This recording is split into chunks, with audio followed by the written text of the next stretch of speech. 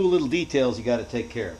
And one of them is this guy right here. This is the mass airflow sensor.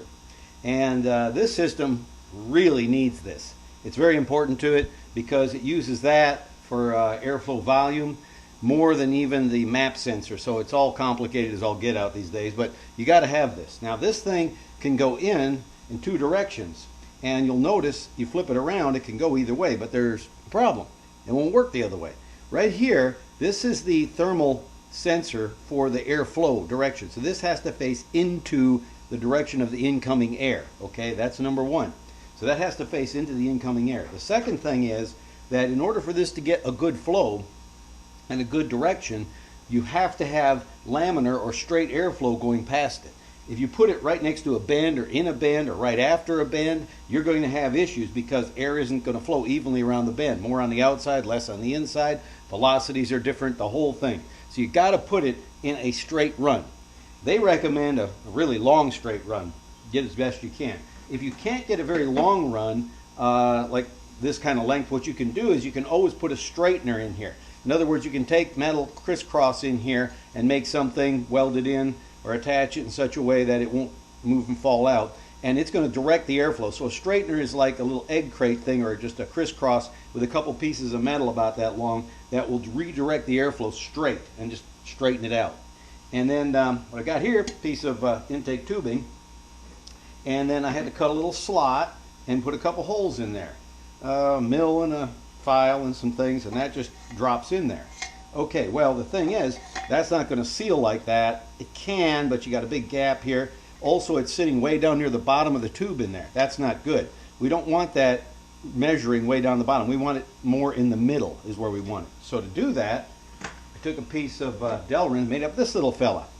And this just slides over it, get it the right way, there we go, and gives it that rounded curve and brings it up. So now, when I put it in the tube, you see I'm much more in the center like that. That's where I want to be. So then I'll attach that with a couple of screws. And another thing is, when you do that, and you're going inside your ductwork, use nylock nuts, or lock them somehow.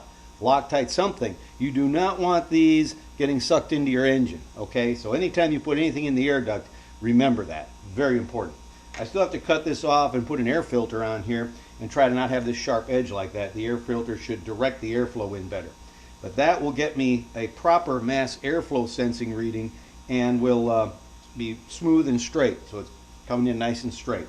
So a couple of words to the wise on that. A few little details. Never quite done. But it's getting much closer and it's running better. Getting things fixed.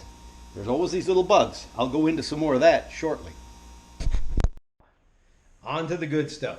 So, standing here with Frankaru, things are looking a lot further along, a lot better. Got some like headlight screens in, the bumper's at least kind of strung up in position. It's starting to look like a car again. And now it's down to the details. There's been a lot of little things that had to be done before it went to the dyno, stringing things up and getting it all kind of lined up and in position so that we could run it and not overheat and all. So everything is working pretty well. I had a lot of things to deal with. One of them that I mentioned earlier had to do with the alternator. Remember I said about having to have a remote external device to pulse width modulate the input for charging? Well, I went to get one of those when I was at Summit, and it turned out they didn't have it, but with Street Rods they did have something else that takes care of the same problem. A one-wire alternator from PowerMaster. Yeehaw! So this here is the thing I had to have, part number 48969. And this is a one-wire alternator, or over there. This is the old one from the Corvette. So yeah, that'll probably have to go cheap, get rid of it. But anyway, that took care of the charging problem. So that was real nice. Next things I have to deal with is lining up all the hoses and pulling everything together and holding everything down, all the cables, cleaning up the wiring, rewrapping it, getting things waterproof again, all of that. I need to put a cover over the ECM in order to protect it from water. I know it's waterproof, but I don't trust it, a little bit of that. A heat shield on the air cleaner over there so I don't pull heat from the exhaust manifolds and all of that. I had block off the holes in the firewall. To do that, all I did was, you can take little pieces of thin aluminum, or steel or something. I didn't want to have to weld it up and repaint again, or even a good plastic. And cut them out and make them oversized with 2 screws or 3 screws and put one on each side of the firewall and go ahead and screw them together, and they lock themselves in, blocks off the holes in the firewall. And one of the things I picked up while doing that was another number one key tip, and that is always having problems working by myself, which is about all the time. And the problem with that is that a lot of times you're trying to do something like screwing a screw through the firewall, and you have to put a nut on the backside. Well, you can't reach around and reach both sides. And because of that, you need somebody to hold a wrench on the other side, but you can't. And tape generally doesn't usually work. But what I figured out finally after all these years is that I have a lot of magnets around. Magnets work good. You can put it on the wrench handle, put it up against something, hold it in place so we can go on the other side and finish tightening it. And that is a huge, huge help. So you ever have those kind of issues, if you got some magnets laying around, it'll hold your wrench on the other side of the metal you're working on where you can't reach. Man, I wish I'd learned that years ago. Anyway, so all the hoses, I've got the vent hoses hooked up. All of that's done. So now it's getting down to the little nitty gritty items on the engine and such.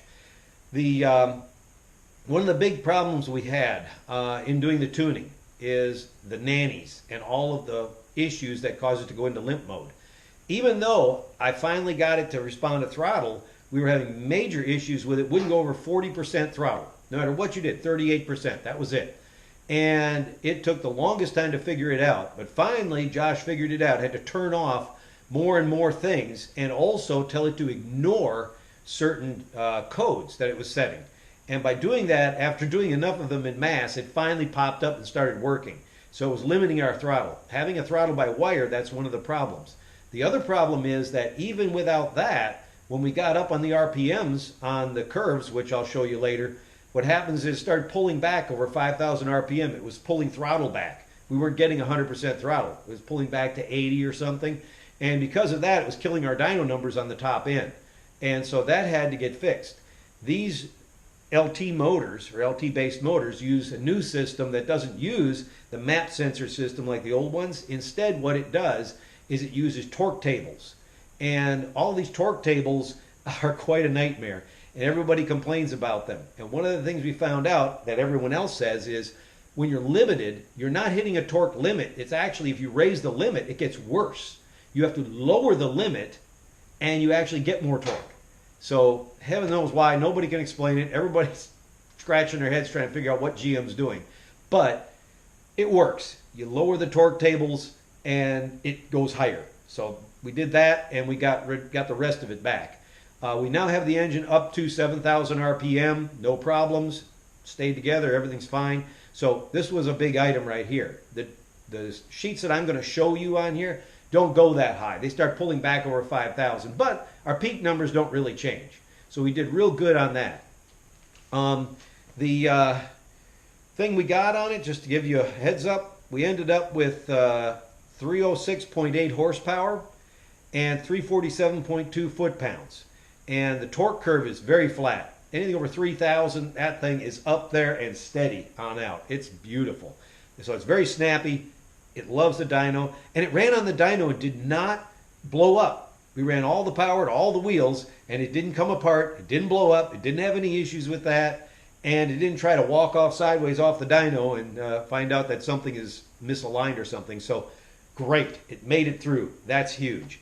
So that's what we were looking for, and it's going to be now down to the hood, the bumper, and all the other things I need. The fans on the radiator ended up working. It did not overheat with the twin fans on the back side. So it looks like that problem is averted. I don't need to put another fan on the front. So that's going to help. I would like to put a screen in front of the radiator that I can pull in and out to clean out grass and things out there. So that's on my list to do. So anyway, here we are. It's close. It's doing much better. So I should let you know that Josh Lawson was my dyno guy. I'm going to post up his business card on screen, one of the places here, or both.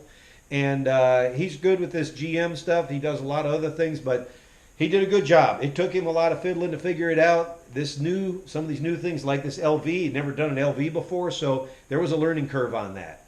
However, we got it. It's working. It's awesome. He did a great job.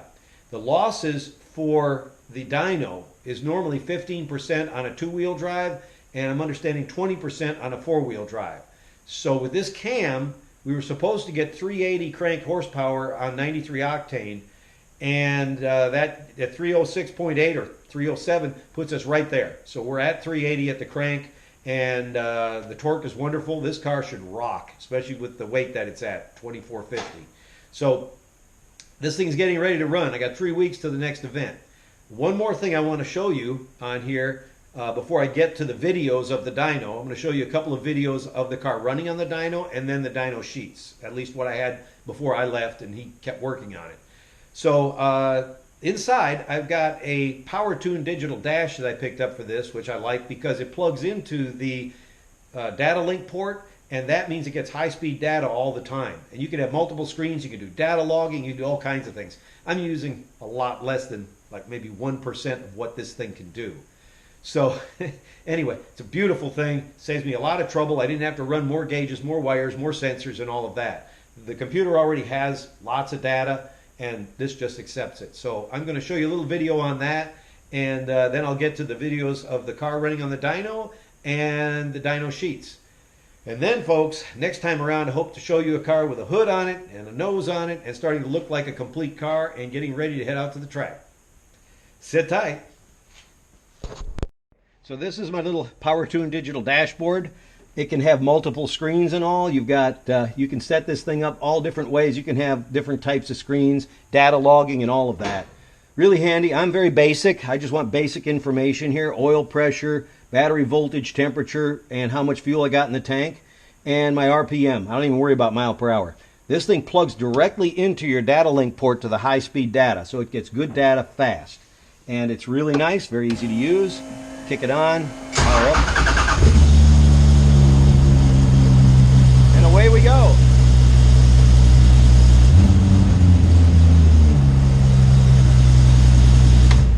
There, isn't that nice? So that's going to save me a lot of monkeying around, and I just got the basics. It's a nice, easy spot through the right through here, and I can data log if I want. It has so many capabilities. I'm only using probably 2% of what this thing can do. So very happy, very nice. And when the fuel gets low, I'm going to know it for once. So earlier I'd shown you that little magnetic float I put in the fuel cell, so that's lovely. And so things are really close together. So now it's dyno time. I'm going to show you those sheets, and just kind of no sound on that. Just going to let you look at those. Obviously, like I said, they fall off on the far end. You can see after several runs, we had a pull back, and then we had to change things again. But we went back to the peak numbers when we were all done. Plus, he got me that RPM out to 7,000 without dropping off like it is on those graphs. But the numbers are real.